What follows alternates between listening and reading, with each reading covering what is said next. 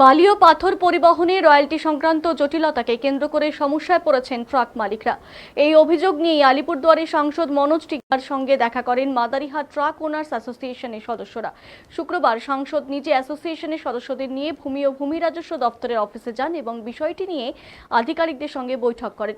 সংগঠনের অভিযোগ, বিভিন্ন জায়গায় রয়্যালটি সংক্রান্ত জটিলতার কারণে বহু গাড়ি বসে রয়েছে। কোথাও আবার নির্ধারিত টাকার চেয়ে অতিরিক্ত রয়্যালটি নেওয়া হচ্ছে বলেও দাবি করেন ট্রাক মালিকরা। এর জেরে ট্রাক চালকদের পাশাপাশি সরকারি নির্মাণ কাজও ব্যাহত হওয়ার অভিযোগ উঠেছে। এই প্রসঙ্গে সাংসদ মনোজ টিগ্গা জানান, নতুন সরকার গঠন হয়েছে এবং এখনও সমস্ত নিয়ম কানুন পুরোপুরি স্পষ্ট নয়।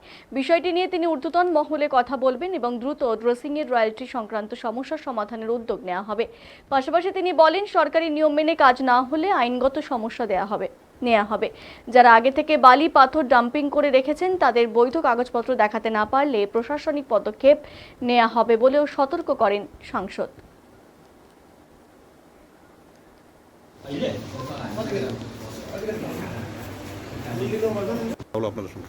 আমাদের এতো প্রায় 1 মাস হয়ে গেছে আজকে অবধি আমাদের গাড়ি ঘোড়া সব টোটালি বন্ধ হইলো। তো আমরা ওই দিন এমপি স্যারের কাছে গিয়েছিলাম, আমরা একটা আবেদন করলাম গাড়ির মালিকরা। আবেদন বলতে গেলে আমাদের হাজার লেভেল এমনি বসে আছে। আমরা গাড়ির মালিক মাদারিহাট বীরপাড়া ব্লকের টোটাল গাড়ির মালিক আমরা বসে আছি, কারণ হইলো রোলটির জন্য আমরা গাড়ি চালাইতে পারতেছি না। আচ্ছা, কোথায় রয়্যালটি নিয়ে আপনাদের এরিয়াটা কোনটা পড়ছে? আমাদের এরিয়া পড়তেছে তিতি বাংরি রিভার বেড, মানে এক কথা জামতলা, যেটা যেখানে রয়্যালটি নেই। Jamtala river bed. আপনার কি চান তাহলে এখন? আমরা চাই 3400 টাকা রোলটির দাম বলতেছে এখন, তার মধ্যে আমরা গাড়ির চালাইতে পারতেছি না, অত দাম একদমই বেশি হয়ে গেল।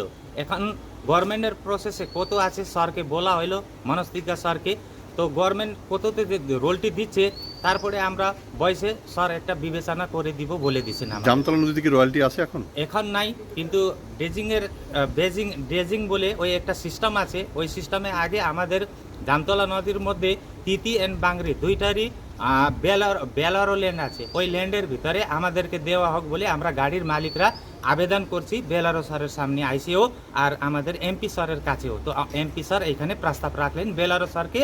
তো এখন আলিপুর মধ্যে গিয়ে ওনাকে মানে জিজ্ঞাসা মাইনিং অফিসে যাইতে বলছে। আপনার নাম? আমার নাম কৃষ্ণা শর্মা, মাদারিহাট। অভিযোগ আমাদের ওই রয়্যালটি নিয়ে, রয়্যালটির রেট ফেল অনেক হাই রেট নিচ্ছে আমাদের কাছ থেকে, গাড়ি চালাতে পারতেছিল ওই রেটে। তারপরে এর আগে পথের সাথে মিটিং হলো, মিটিংয়ে আমরা গেলাম। মিটিংয়ে যাওয়ার পর সোহেল তো মিটিংয়ে বসার পর আমাদেরকে বলতেছে মাদারিহাটে গাড়ি কোনো ছাড় নাই।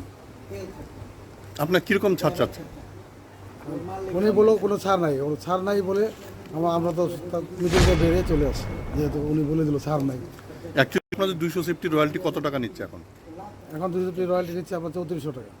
আচ্ছা, আমার কাছে আছে এখন। আচ্ছা, গত বছর কত দিয়ে কাটছিলেন আপনারা?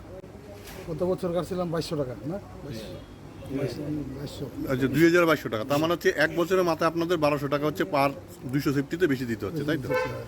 এখন আপনার কি চান তাহলে? আমরা যাতে সরকারি যে রেট আছে আর কি, ওই রেটে আমাদেরকে রয়্যালটি দেওয়া। আপনার নাম?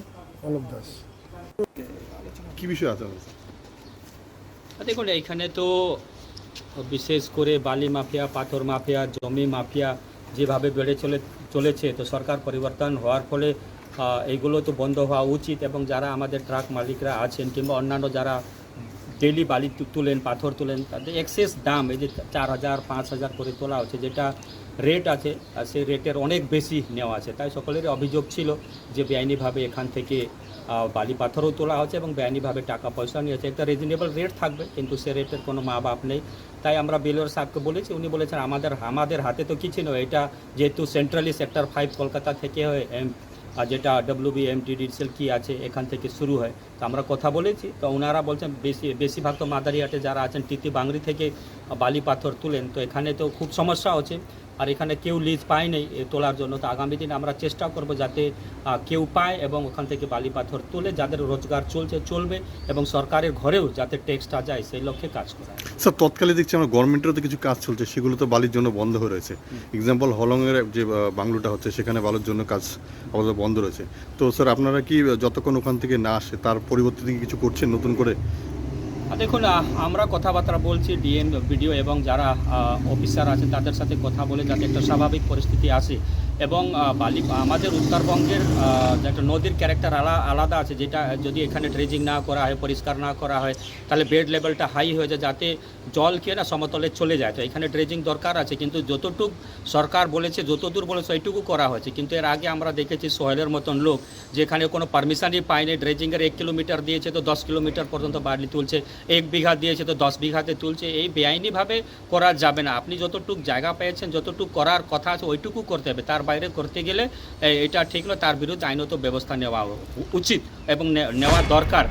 আর সরকারের ঘরেও আপনি নিশ্চিতভাবে বালি তুলুন, যে সরকার বলেছে, কিন্তু বেআইনিভাবে তুলে এবং এটা এক ট্রিপের জায়গায় 10 ট্রিপ করবেন, এইটা ঠিক চলবে না। এটা ট্রাক মালিকরাও বলেছেন যে আমরা সঠিকভাবে সঠিক রেট থাকবে, আমরা প্রত্যেক কিসে আমরা রয়্যালটি কাটবো, যাতে আমরাও সঠিকভাবে কাজ করতে পারবো, সরকারের ঘরেও যাতে ট্যাক্সটা যায়। স্যার সোহেলের তো আপাতত রয়্যালটি রয়েছে, তো ও দাম বেশি চাওয়ার কারণে নাকি গাড়িগুলো বন্ধ রেখেছেন? না, বেশি চা কিসের ফটো?